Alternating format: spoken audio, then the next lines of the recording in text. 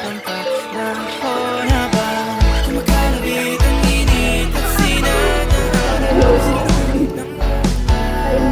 kami naman delikado kasi parang humingiti na naman ako. Kaya ngayon di na ako mangangamba kahit anong sabihin nila. Ngayong andyan ka na di magmamadali ko na katabihan sa buhok ay pumuti. Di na maghanap ng kung anong sagot sa mga tanong dahil ikaw ang katiyakan ko.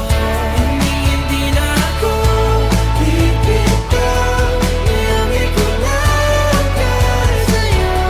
Kung anong kulay ang aking magsisilbing tanglaw, ikaw ay dilaw.